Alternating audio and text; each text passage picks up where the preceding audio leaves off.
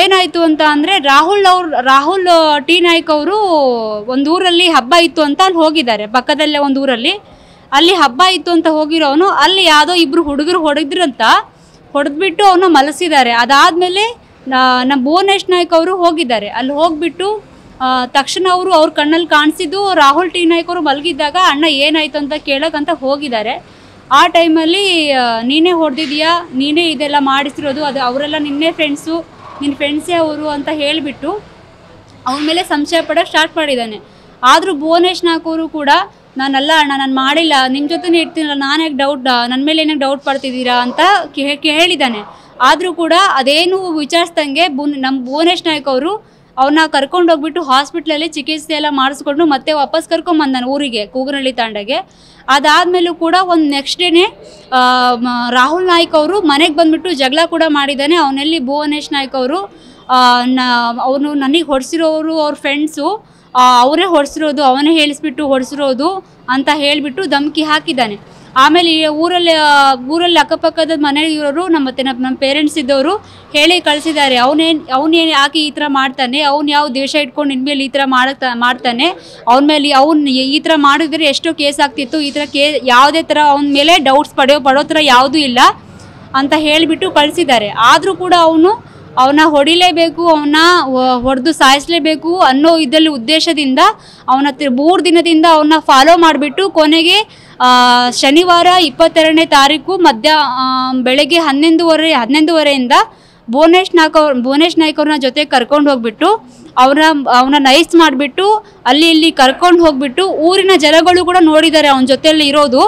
ಅವ್ನು ಲಾಸ್ಟಿಗೆ ಒಂದು 4 ಗಂಟೆಯಿಂದ 4 ಗಂಟೆಗೆ ಅವ್ರನ್ನ ಕುಡಿಸ್ಕೊಂಡು ಅದರಲ್ಲೂ ಹೊರಗಡೆಯಿಂದ ಡ್ರಿಂಕ್ಸ್ ತೊಗೊಂಡು ಅವ್ರ ತೋಟದಲ್ಲೇ ಕರ್ಕೊಂಡು ಹೋಗಿದ್ದಾರೆ. ಅವ್ರ ತೋಟದಲ್ಲಿ ಕರ್ಕೊಂಡು ಹೋಗ್ಬಿಟ್ಟು ಏನು ಮಾತುಕತೆ ಏನೂ ಇಲ್ಲ, ಮಾತಾಡಬೇಕು ನಿನ್ನ ಹತ್ರ ಏನು ಅಂತ ಹೇಳಿಬಿಟ್ಟು ಕರ್ಕೊಂಡು ಹೋಗಿದ್ದಾನೆ.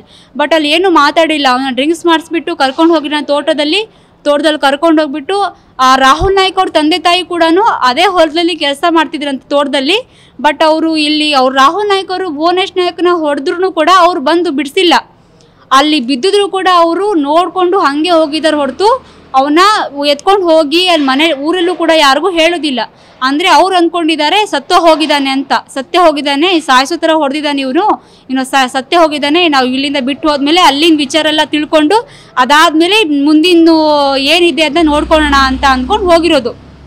ಅದಾದಮೇಲೆ ರಾಹುಲ್ ಟಿ ನಾಯ್ಕ್ ಅವ್ರು ಏನು ಮಾಡಿದ್ದಾರೆ, ಅವನ್ನ ಕುಡಿಸಿ ಮತ್ತೆ ಹೊಡೆಯೋದು ಆ ಥರ ಮಾಡಿದ್ದಾನೆ. ತುಂಬ ಟಾರ್ಚರಿಂದ ಕೊಟ್ಬಿಟ್ಟು ಅವನ್ನ ಹೊಡೆದು ಈ ಥರ ಮಲಗಿಸಿರೋದು. ಅದಾದಮೇಲೆ ಭುವನ್ ನಾಯ್ಕ್ ಅವರು ಕೆಳಗೆ ಬಿದ್ದಿದ ಮೇಲೆ ಒಂದೇ ಸೈಡು ಬಿದ್ದಿರೋದ್ರಿಂದ ಅವನಿಗೆ ಒಂದೇ ಸೈಡು ಹೊಡೆದ್ಬಿಟ್ಟು ಈ ಕಡೆ ಭುಜದಲ್ಲಿರೋ ಮೂಳೆಗಳೆಲ್ಲ ಹೊಡೆದೋಗಿದೆ, ಆಮೇಲೆ ಮುರಿದೋಗಿದೆ.